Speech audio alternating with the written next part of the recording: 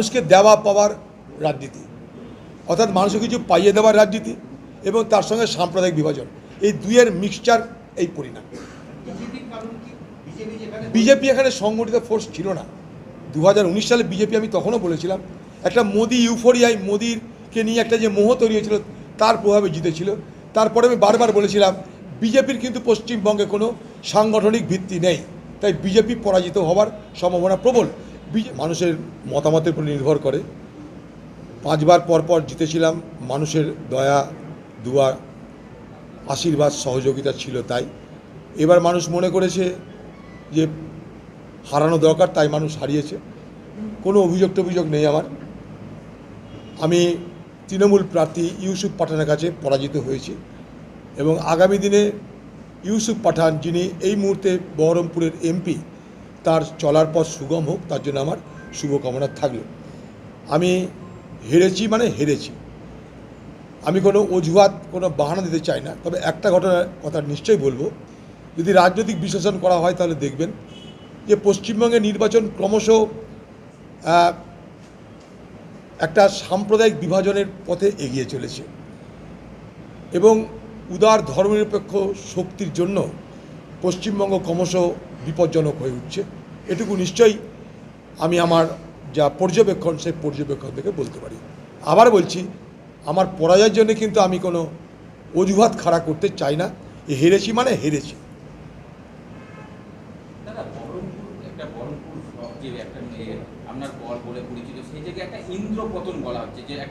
বলতেই পারেন আপনারা। দেখুন, আমরা রাজনীতি করি, মানুষের ইচ্ছা অনিচ্ছা দ্বারা প্রভাবিত হই।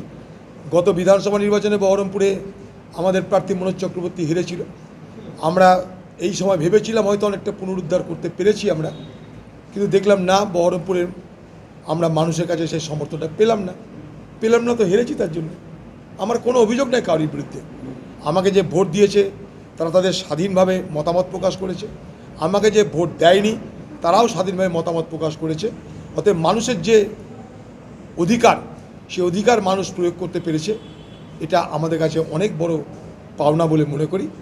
নির্বাচনে কেউ হারে কেউ জেতে, আমি হেরেছি, কিন্তু ভারতবর্ষ জুড়ে কংগ্রেস এবং ইন্ডিয়া জোটের বাকি দল তারা জিতছে। এটা একটা সুখবর, অন্তত সারা ভারতবর্ষের জন্য এটা একটা ভালো খবর বলে আমি মনে করি।